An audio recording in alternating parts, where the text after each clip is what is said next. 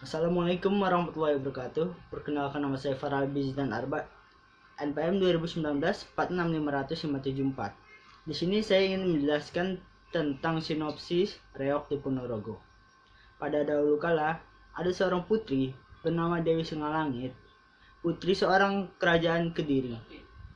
Dewi Singalangit ingin mencari calon suami yang menarik, yaitu ia harus bisa memberikan tontonan yang belum ada sebelumnya dengan iringan tambuhan dan gamelan, dan bisa menghadirkan hewan berkepala dua.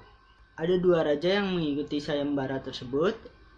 Yang pertama ada Raja Singabarong, dan kedua ada Raja Kelanas Wandana.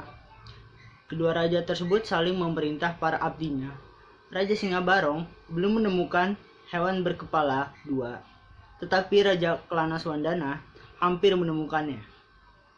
Para patih Raja Singabarong pun memberitahukan berita ini kepada sang raja. Singabarong pun marah, dan mereka pun berencana merampas hasil usaha Raja Kelanas Wandana dari Wongker menuju Kediri. Dan mereka berhasil mendapatkan keterangan yang mereka butuhkan. Raja Kelanas Wandana ingin menghancurkan istana tersebut. Mereka pun datang ke istana Lodaya untuk menghancurkannya. Raja Singabarong dan Raja Kelanas Wandana pun saling balas-membalas. Raja Kelanas Wandana mengeluarkan kesaktian burung merak, dan burung itu merekat di kepala Singabarong. Dan Singabarong pun kalah peperangan. Akhirnya Singabarong menjadi hewan berkepala dua yang digunakan oleh Raja Kelanas Wandana sebagai syarat untuk menikahi Dewi Singalangit.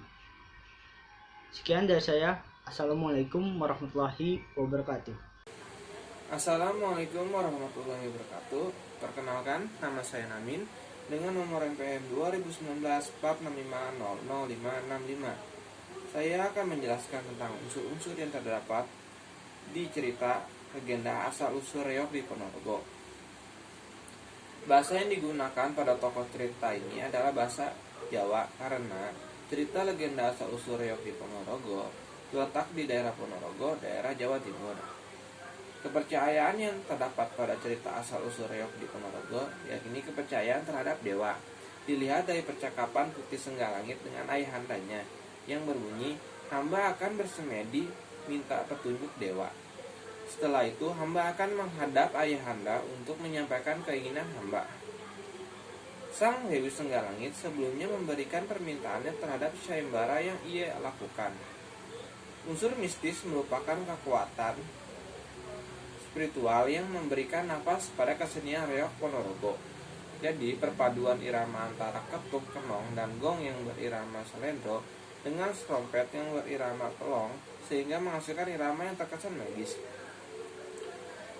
Mata pencaharian pada cerita asal-usul reog di Ponorogo yaitu berladang, mengembala hewan ternak, dan berdagang. Peralatan hidup atau teknologi yang digunakan pada cerita asal-usul reog di Ponorogo ini adalah kuda oleh para prajurit-prajurit kerajaan.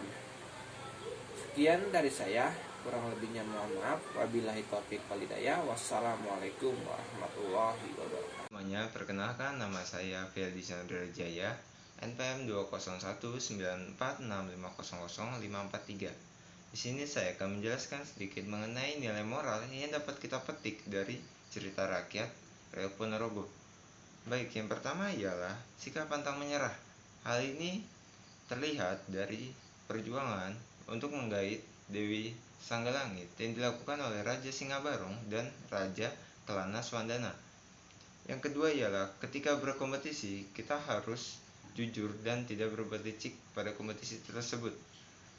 Hal ini tunjukkan dalam percobaan licik Raja Singabarong terhadap kerajaan Raja Kelanas Wandana yang hanya mengakibatkan kejadian buruk menimpa kerajaannya sendiri. Lalu yang ketiga ialah nilai ini berkaitan dengan sikap baik.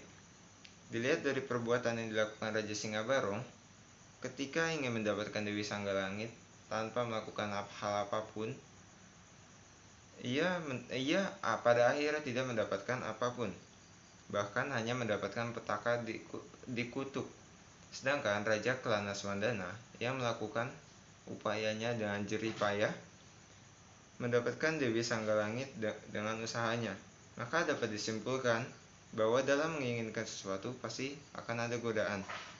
Namun kita perlu usaha atau tirakat untuk mendapatkan sesuatu yang diinginkan dan untuk menghindari godaan-godaan tersebut. Mungkin sekian mengenai nilai moral dari saya. Terima kasih.